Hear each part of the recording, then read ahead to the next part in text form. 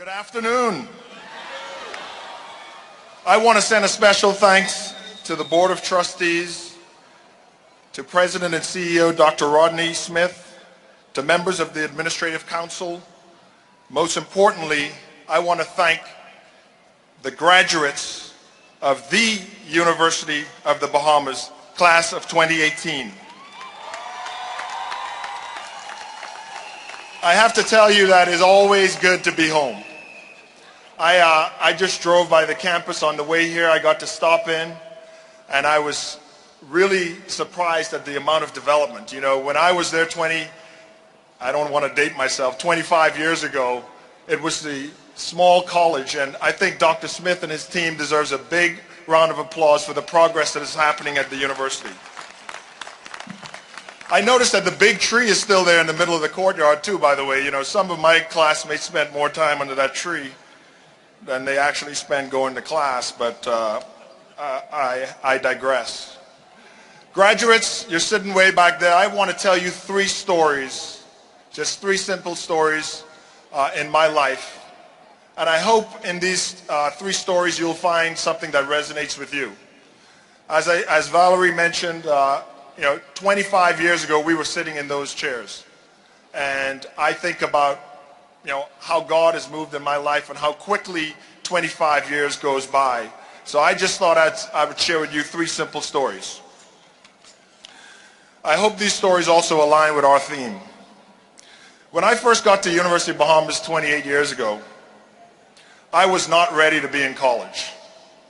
I spent my first year driving around Nassau, trying to reconnect with all my friends who were still in high school. I had one buddy that had a car, which was a blessing and a curse. We spent very little time on that campus. We were enamored with the fact that we could eat McDonald's every day. We certainly gave dirties there on Dumping Ground Corner a spin. But the one thing we didn't do was work hard in that first year of college. And after my first 2 semesters, my dad pulled me aside and he said, look, if you're not going to work hard in college, you can quit wasting your time and my money. You have one more chance to bring home a GPA below 2.0. So graduates, I had to learn how to work hard. That second year in college, I had a second chance. I learned how to compete.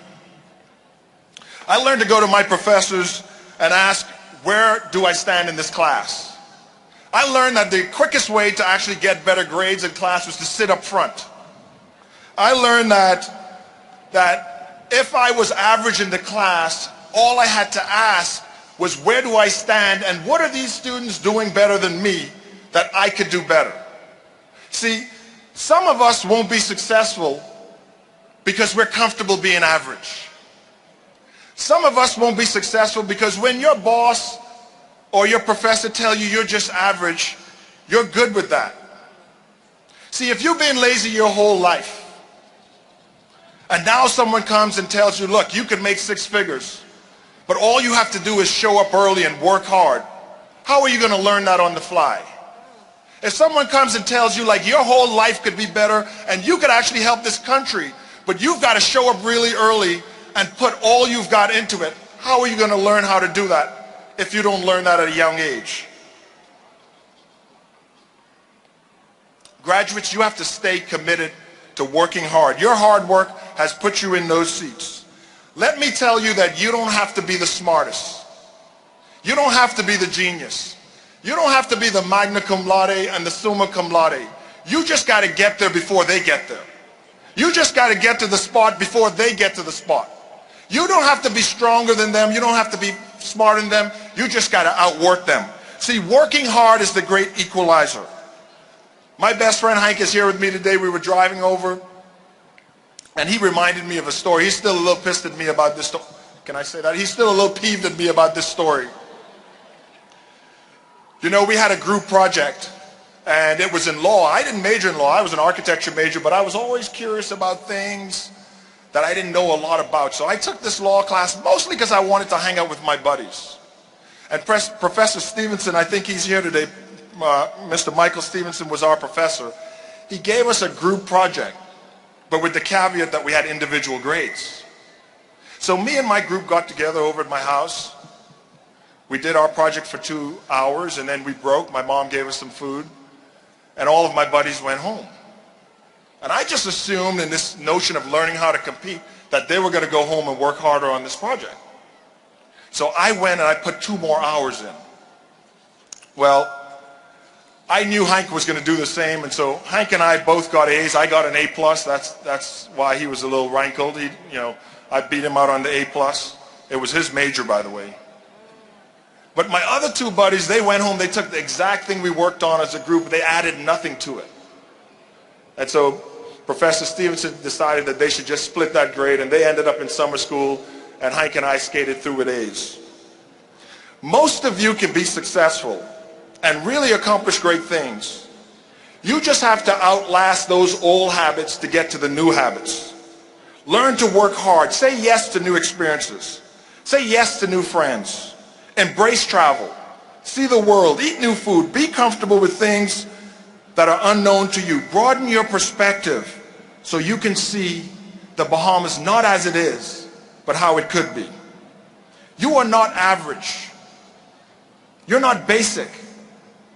You are the best version of our country. That is why you're in those chairs. Let's keep working hard. No excuses so we can move forward.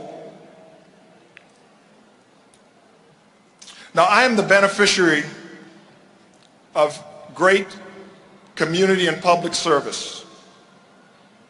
Men like Keith Carey, my track coach, Cynthia Mother Pratt, our athletic director, Roy Davis, my key club chairman, my priest, Father Dunstan Borers, numerous other men and women who poured themselves into me. Countless of aunts and uncle. I see my Uncle Fast Eddie's up there in the stand. Hey, Unc. But many people poured themselves into me. They've played pivotal roles in my life. And in that way, through service, we can be better together. In service, we find the best version of ourselves. As individuals and as a country, we are at our best when we serve. We cannot afford to leave large groups of people behind. Our immigrant brothers and sisters, we cannot leave the less fortunate behind, the disadvantaged. We have to use all of our talents to focus on others, to help others succeed. You stand under trees that you didn't plant. I eat from trees that I didn't cultivate. A few months ago, I was home on business and I went into the bank.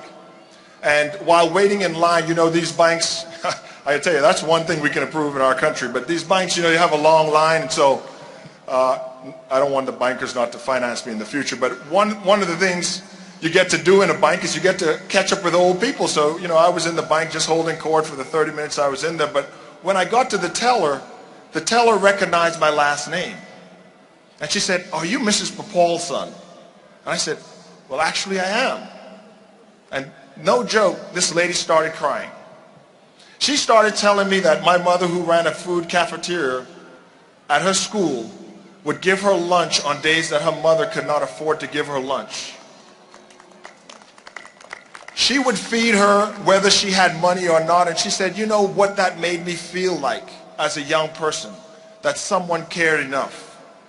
Graduates, your legacy will not be in material things.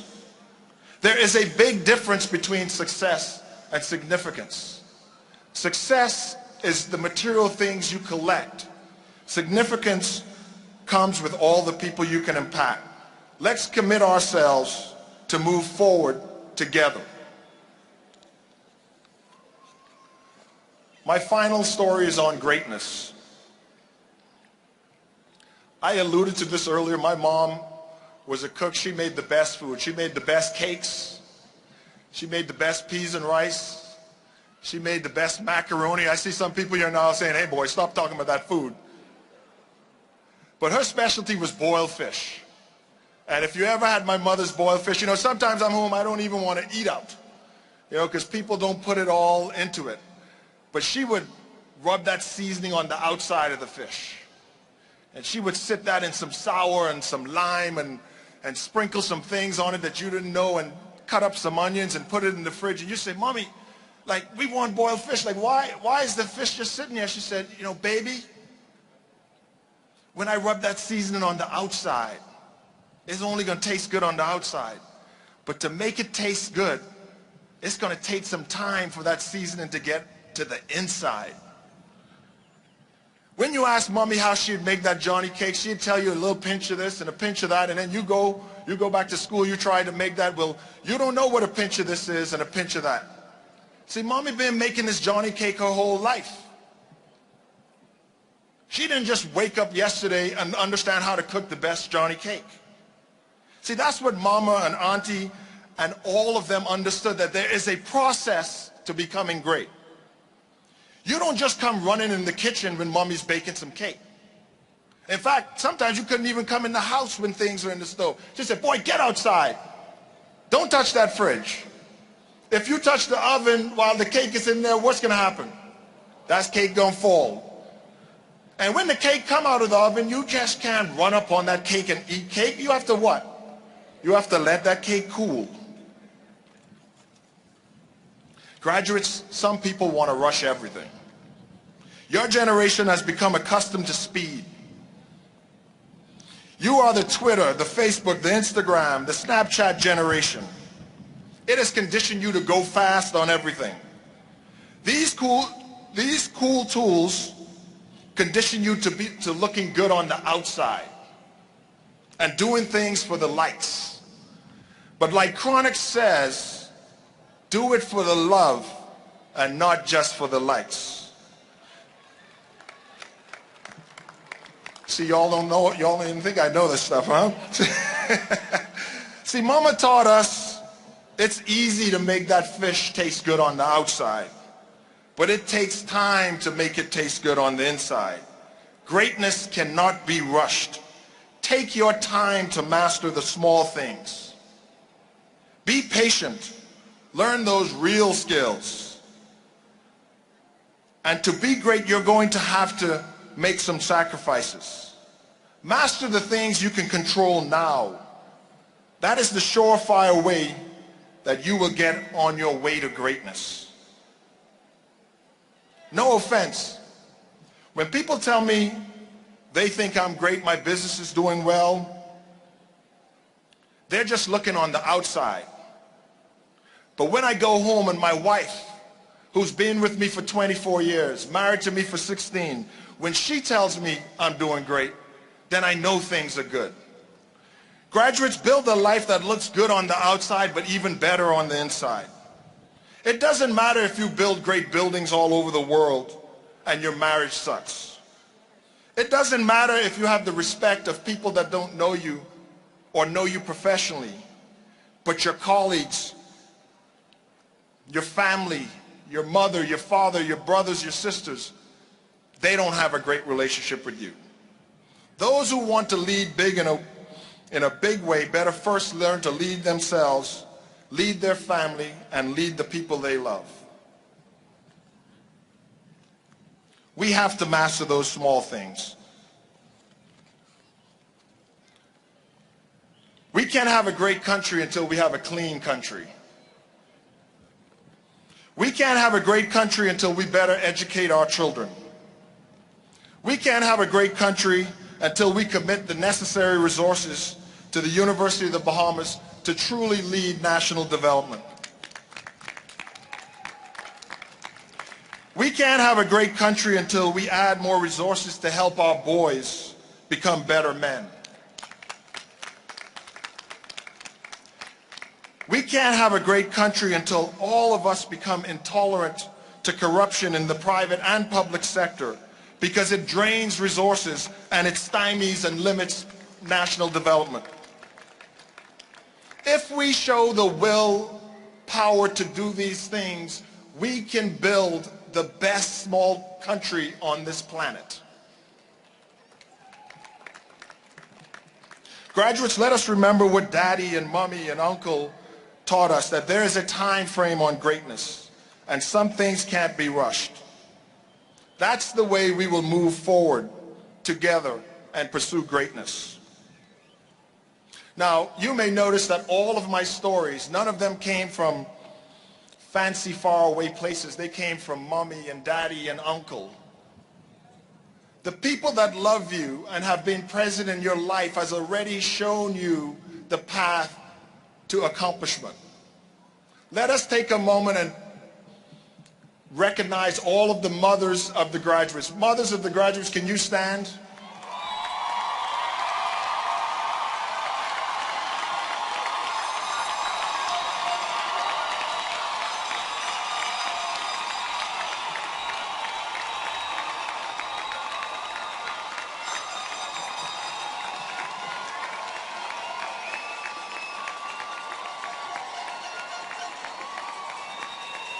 Okay, fathers, can you stand? Someone's going to tell me I'm being gender biased. Fathers, can you stand too?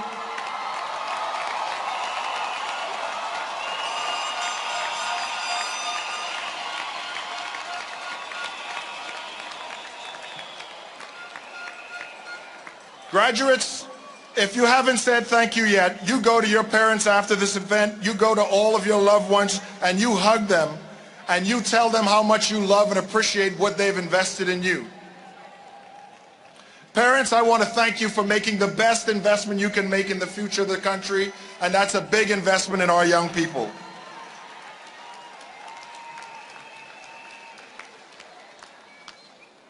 In conclusion, graduates, let us move forward by really working hard. Let us do it together by serving others. Let us be in the constant pursuit of greatness by mastering the small things so we can achieve the big things. And always remember, you make your living by what you get. You make your life by what you give.